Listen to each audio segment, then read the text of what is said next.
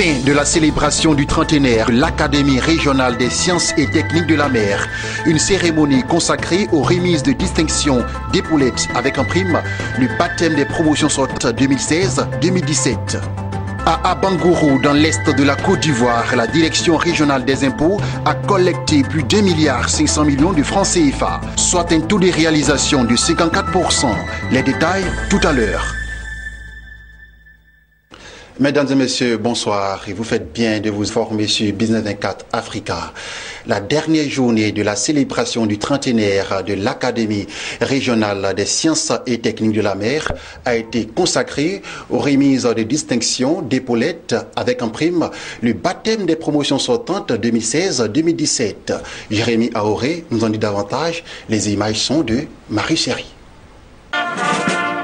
Ils sont 8, tous membres de Denis Sassou Nguesso, président de la République du Congo. Ils ont reçu ce jeudi des mains du représentant du parrain leurs épaulettes sanctionnant leur formation à l'Académie régionale des sciences et techniques de la mer, ARSTM. Ils sont désormais aptes à monnayer leur savoir dans la vie active. Aussi ont-ils, à travers 12 sections, défilé à fière allure devant un parterre de personnalités, parents, amis et connaissances venus les féliciter et les encourager pour les bons résultats obtenus.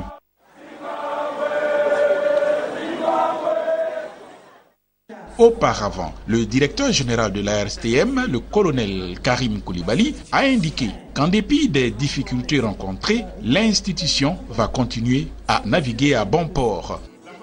L'Académie aurait pu faire davantage dans l'atteinte des objectifs qu'elle s'est fixés si elle bénéficiait d'un paiement régulier des contributions annuelles des États membres du protocole de fonctionnement. C'est le lieu de lancer un appel aux États pour le règlement assoupli de leurs contributions.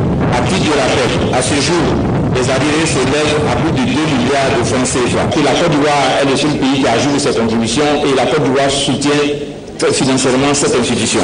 Tour à tour, le président du conseil d'administration de l'ARSTM, le ministre d'État guinéen, ministre des Transports, Oye Guy Lavogui, et son homologue ivoirien Amadou Koné ont relevé à juste titre l'intérêt pour les 15 pays membres de cette institution de jouir d'un tel instrument d'intégration pour lequel le Japon a décidé d'apporter une contribution de plus de 2 milliards de francs CFA pour la réhabilitation de l'équipement pédagogique.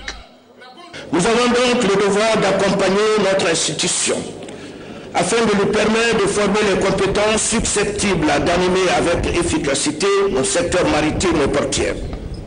Je n'ai pas de doute quant à conjuguant nos efforts, nous allons y parvenir. Ceci passe bien naturellement par l'implication plus active de nos pays membres à travers le paiement régulier des cotisations budget de fonctionnement, le soutien des institutions internationales et des pays amis, ainsi que le renforcement du partenariat avec les opérateurs privés du secteur maritime et portuaire. Je voudrais, à ce stade de mon propos, Monsieur le Président du Conseil d'administration, chers homologues, que nous nous engagions, après l'important travail qui a été fait par les pères fondateurs de l'Académie, que nous nous engagions à mener des réflexions de nature à rendre cette académie autonome. Nous pensons que l'Académie régionale des sciences techniques de la mer peut devenir autonome financièrement. Nous ne devrons pas continuer d'attendre donc les contributions des États. 30 ans après, cet institut peut être autonome. Tout comme le président de l'Organisation maritime de l'Afrique de l'Ouest et du Centre au Maroc, le ministre Martin Parfait Aimé Koussoud Mavungu, représentant le président Denis Sassou Nguesso, a réaffirmé l'engagement de son pays à toujours œuvrer pour la bonne marche de l'institution, non sans avoir prodigué de sages conseils à ses filleuls. Chers filles, les métiers de la mer sont porteurs d'espoir. On vous y engage. Vous avez fait le bon choix, car le développement de nos États passe indiscutablement par une gestion efficiente de nos ressources marines. En choisissant Denis Sassou Nguesso comme parrain de votre promotion, vous avez choisi de partager l'excellence. Par ce choix, Vous avez opté pour les qualités dont votre parrain a fait son credo. Soyez les ambassadeurs de ces valeurs où que vous soyez et ces valeurs au service de vos futurs employeurs. Plusieurs personnalités, dont des anciens ministres, directeurs généraux et des agents d'école ont été décorés. Le directeur général de la RSTM a également été fait chevalier de l'ordre du mérite congolais au nom du président Denis Sassou Nguesso. Belle ambiance à l'Académie régionale des sciences et techniques de la mer. Rendons-nous maintenant à Abangourou, c'est dans l'Indéné-Duablin, dans l'est de la Côte d'Ivoire, où la direction régionale des impôts est en bonne voie dans l'atteinte des objectifs de l'année 2017. Pour le premier semestre de l'année 2017, la direction régionale des impôts a collecté plus d'1,5 milliard de francs CFA, soit un taux de réalisation de 54%, un résultat satisfaisant pour la direction régionale qui compte dépasser les objectifs de l'année 2017. Satisfaction totale, c'est ce qui ressort du séminaire bilan de la direction régionale des impôts d'Abengourou sur un objectif de 2,140 600 000 francs CFA à atteindre en 2017. La direction régionale des impôts d'Abengourou a collecté au titre du premier semestre de cette même année 1,598 849 000 francs CFA, sous la 5%. Ce résultat, comparativement à l'année précédente, a connu une hausse de plus de 188 millions de francs CFA, ce qui représente une progression de 13%. Une embellie qui, à n'en point douter, augure des perspectives heureuses. D'où l'engagement des responsables locaux des services des impôts d'Abengourou à faire des projections pour les 6 prochains mois. Ainsi, l'objectif pour le second semestre 2017 est fixé à 1,317 milliard de francs CFA. Le premier responsable de cette régie financière a exhorté ses collaborateurs à être rigoureux et aussi à ébaucher des stratégies susceptibles de réduire le nombre de contribuables défaillants. Il les a invités à élargir l'assiette des impôts, non sans prôner la justice fiscale dans l'optique d'insuffler une dynamique dans le recouvrement. Il les a invités à élargir l'assiette des impôts, non sans prôner la justice fiscale dans l'optique d'insuffler une dynamique dans le recouvrement en vue de contribuer au développement de la Côte d'Ivoire. La Direction générale des impôts a mobilisé 1065 milliards sur un objectif de 1034 au premier semestre. Et le taux de réalisation est d'environ 103%.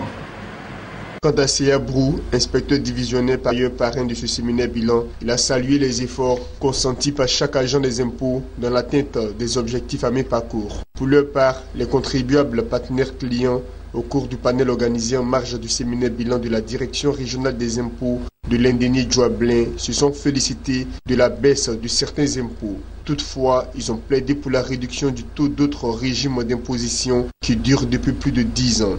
Ce qui n'est pas fait pour les arranger, car selon eux, trop d'impôts tue l'impôt.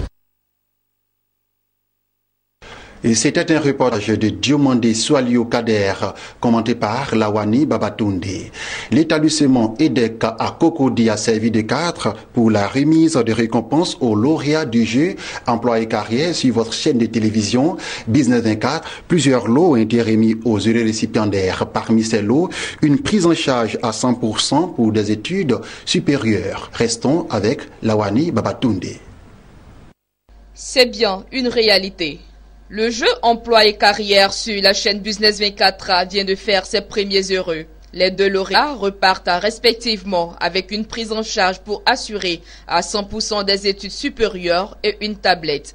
Des lots offerts par le directeur général du groupe école EDEC et le représentant exclusif de la marque Ferro en Côte d'Ivoire, en présence du directeur général de Business 24. J'ai pu gagner une bourse d'études de 6 millions grâce à ce jeu. Je suis très heureux puisque j'avais même l'intention, c'était mon rêve de poursuivre mes études. Et aujourd'hui, grâce à l'émission, j'ai eu une bourse d'études. Je suis retraité et c'est mon fils qui vient d'avoir le baccalauréat, n'est-ce pas? C'était pour pouvoir lui trouver une destination, voilà, pour pouvoir l'orienter, parce qu'on m'a dit au cours de l'émission qu'il y a des bourses d'études, il y avait des bourses d'études à avoir, hein, n'est-ce pas? C'est ce qui m'a motivé. L'émission Emploi et carrière est diffusée sur la chaîne Business 24 sur les canaux 161 et 683 des bouquets Canal et Star Times. Son objectif, faire la promotion des techniques susceptibles de faciliter l'obtention d'un emploi ou la création de son entreprise. Au chapitre des informations en bref en images, le président de la Banque africaine de développement, le docteur Akinwumi Adesina, a annoncé au sortir d'une rencontre avec les autorités ghanéennes que son institution va investir 950 millions de dollars dans le développement du Ghana. Ce financement ira dans 23 projets d'infrastructures dans les domaines de l'agriculture, de l'énergie et des transports.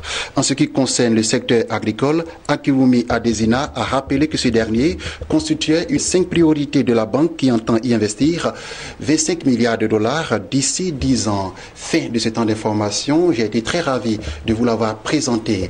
Retrouvez Sandrine Bamba vendredi 21h pour un nouveau temps d'information. Restez sur la chaîne de l'économie.